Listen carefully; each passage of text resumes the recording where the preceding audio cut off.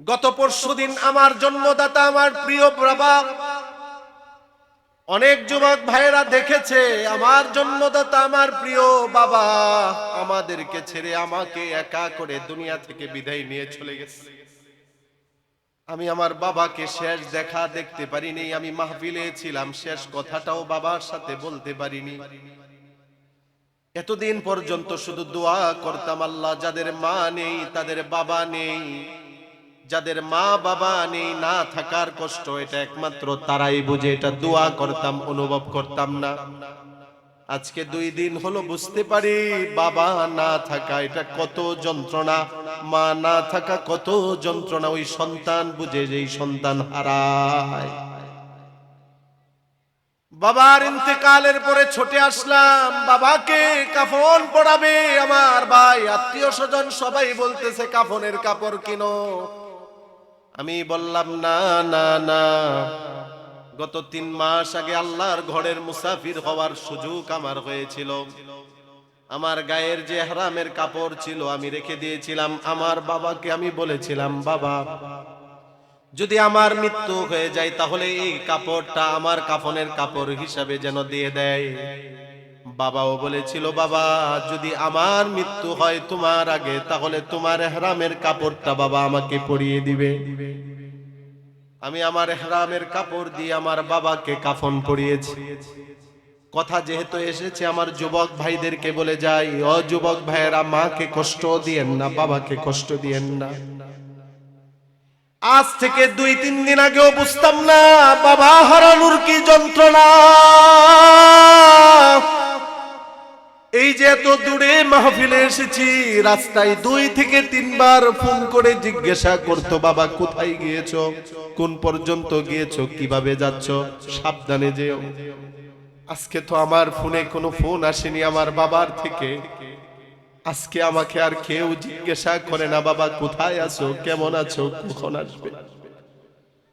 মাহফিল শেষ করে বাড়িতে যেতাম, রাত 2টা, 2:30টা, 3টা বেজে গেলেও আমার বাবা আমার আওয়াজ শুনে বলতো, বাজান আসছো। গতকালকেও মাহফিল শেষ করে বাড়িতে গেলাম, আমাকে তো এই সুরে আর কেউ ডাকে না, বাজান আসছো।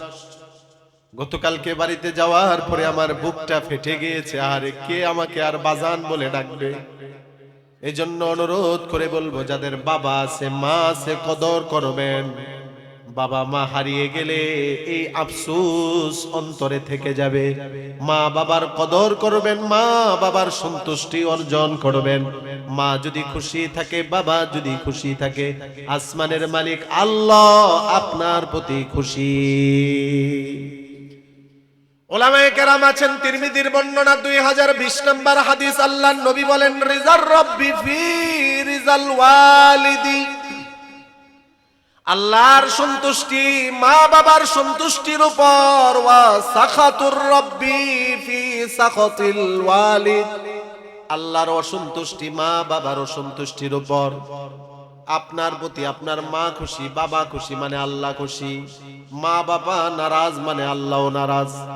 এই জন্য এই যে যুব সমাজ, দর্জিপাড়া যুব সমাজের উদ্যোগে যেই মাহফিল, আমি ওই যুবকগুলোকে বলবো, ভাই যাদের বাবা আছে মা আছে, বেয়াদবি করে থাকলে, কষ্ট দিয়ে থাকলে আজকে মাফ চেয়ে নেবেন, ভবিষ্যতে বেয়াদবি করবেন না। এই প্রতিজ্ঞা যুবকেরা করতে রাজি আছি। নারে তাকবীর। আল্লাহ আমার যুবক ভাইদেরকে কবুল করো, বলি আমিন। বাবার লাশ বহন করা এটা যে কত কষ্টের আমি জানতাম না। আমি নিজে বহন করে বুঝেছি যে বাবার লাশ সন্তানের কাঁধে এটা কত বড় কষ্টের বিষয়।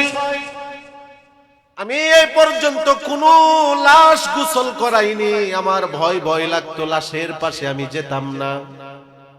আশ্চর্য হবেন হুজুর, আপনি আলেম হয়ে এই কথা বলেন। হ্যাঁ, আমি ভয় পেতাম। আমার বাবার লাশটাকে আমি নিজের হাতে গোসল করিয়েছি, কাফন পরিয়েছি নিজের হাতে। আমার বাবার লাশটাকে আমি কবরে নামিয়েছি। তবে আমি সান্ত্বনা বোধ করি আমার বাবার মৃত্যু সহজ মৃত্যু ছিল, অসুস্থতা ছিল না, বিছানায় পড়ে থাকা ছিল না। মৃত্যুর 10 মিনিট আগেও আমার বাবা হাঁটা চলা করেছে, 10 মিনিট আগেও বাবা হাঁটা চলা করে হঠাৎ বাবা শুয়ে পড়েছে, খারাপ লাগতেছে, কালিমা পড়তেছে, পড়তে পড়তে চোখ বন্ধ হয়ে গিয়েছে। বিছানায় শুয়ে থাকেনি, অসুস্থতায় ভোগ করেনি, বয়স হয়েছে, বার্ধক্যে পৌঁছে গিয়েছিল তা ঠিক, হঠাৎ খারাপ লাগতেছে, শুয়ে শুয়ে কালিমা পড়তেছে, আমার ভাই বসা, আমার মা বসা, আমি তো মাহফিলে বয়ান করতেছি, আমি তো আর জানি না আমার বাবা এইভাবে হঠাৎ করে চলে যাবে। তো এই জন্য এই সহজ মৃত্যুগুলো এগুলো ইমানদারের লক্ষণ, ঠিক কিনা বলেন? নেককার ইমানদারের লক্ষণ হলো এইভাবে সহজ মৃত্যু হওয়া। আর এটা কখন হবে? যখন আমি নেককার ইমানদার হব, কোরআন দ্বারা আমার জীবন সাজাবো।